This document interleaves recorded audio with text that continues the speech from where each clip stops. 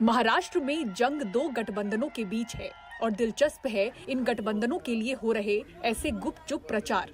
ज़्यादा अपने लोगों को बोलिए अपने घर से निकलिए, सुबह से 6 बजे तक का टाइम रहता है, उसमें जितना हो सके आपको वोटिंग करने के लिए। कांग्रेस, उद्धव गुट शिवसेना और शरद पवार की एनसीपी के उम्मीदवारों के लिए 100 से ऊपर गैर सियासी, गैर सरकारी संस्थाएं, एनजीओ वोट मांग रही हैं। करीब 15,000 एक्टिव वॉलंटियर्स वाली संस्था अंजुमन महाराष्ट्र में मुस्लिम मतदाताओं को प्रभावित करने के लिए सक्रिय रूप से काम कर रही है।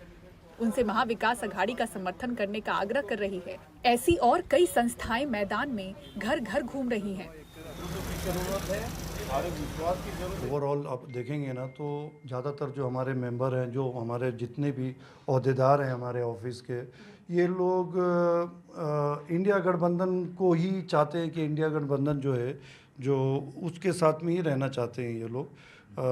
हमारे जहाँ तक मेरा अपना ओपिनियन है कि ये लोग चाहते हैं कि इंडिया गठबंधन आए और अच्छा हुकूमत करे, सबके लिए इंसाफ करे। सबसे पहले मुसलमान समुदाय की बात नहीं करेंगे। जितने भी लोग ये हैं शांति पसंद जो लोग हैं, मैं उनकी बात करूँगा। वो सब लोग चाहते हैं कहीं ना कहीं सेव होना, हिंदुस्तान को सेव करना। तो हिंदुस्तान को सेव कैसे किया जाएगा, इस पे हम लोग काम कर रहे हैं। हिंदुस्तान आगे कैसे बढ़ेगा, इस पे हम लोग को काम करना है। तो हम लोग वो काम कर रहे हैं और ये क्लियर बोलना हमारा ठीक नहीं है कि हम इंडिया गठबंधन के लिए काम कर रहे हैं या उसको हम वोट देने जा रहे हैं, ऐसा नहीं है। हमारा कैंडिडेट कैसा होगा, कैंडिडेट को देख के एकदम कैंडिडेट को पूरा फोकस है, इशूज़ पे पूरा फोकस है। कैंडिडेट को देखना सबसे पहले क्या होता है, कैंडिडेट अगर आपका अच्छा है तो आपके इशूज़ पे वो काम करेंगे। कैंडिडेट अच्छा नहीं है आपका तो वो काम नहीं करेंगे। हमारी संस्था का सबसे बड़ा रोल ये है कि हर विधानसभा के एतबार से जो लोग बेहतरीन कैंडिडेट हैं हमारे उस एरिया का विकास कर सकते हैं, हम तमाम लोगों के लिए, पूरे उस एरिया के वासियों के लिए कुछ बढ़िया कर सकते हैं, हम लोग उसका सपोर्ट कर रहे हैं। और हम लोग ये बताने की कोशिश कर रहे हैं कि आप उसी मतलब के कैंडिडेट का चुनाव करें या उसको वोट दें जो आपके इलाके के लिए आपका विकास कर सके, आपके बच्चों के एजुकेशन पे काम कर सके, उस पर आप वोट करें। यह हमारा सबसे पहला ये है।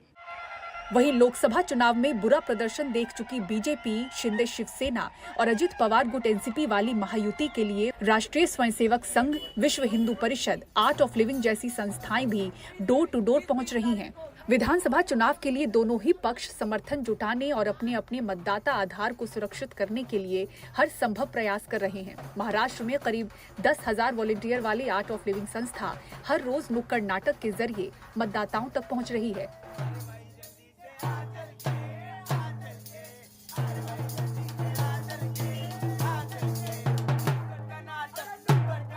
मुंबई देश में जहाँ जहाँ पर भी इलेक्शंस होते हैं, अभी फ़िलहाल महाराष्ट्र में हमारा फोकस्ड है। हमारे आर्ट ऑफ लिविंग के जो 10,000 वॉलंटियर है पूरे महाराष्ट्र के अंदर, वो सारे वॉलंटियर का मकसद ये है कि 100% वोटिंग हो। और हमारे हज़ारों वॉलंटियर पूरे महाराष्ट्र में इस समय पिछले जब से इलेक्शन अनाउंस हुए हम महाराष्ट्र के अंदर वोटिंग परसेंटेज बढ़ाने के लिए काम कर रहे हैं। तो ये अपना जो स्टैंड है इन वोटर्स के सामने निष्पक्ष तौर पे कैसे रख पाते हैं कि हम किसी पार्टी की तरफ से नहीं आए हैं? हम यही चाहते हैं कि सब लोग अपना वोट का अधिकार पूरा अपनाए और 100% वोटिंग करे। हमें लोकसभा के जो भी लोकसभा पर जो हमने थोड़ा सा अभ्यास किया है, मुझे पर्सनली ऐसे लगता है कि लोकसभा में जो रिज़ल्ट आया है वो संविधान, आरक्षण, ऐसी चीज़ों पर थोड़ा सा एक पर्टिकुलर रिलीजन ने बहुत सीरियसली लिया और मुझे लगता है ये लोकशाही के लिए सही है।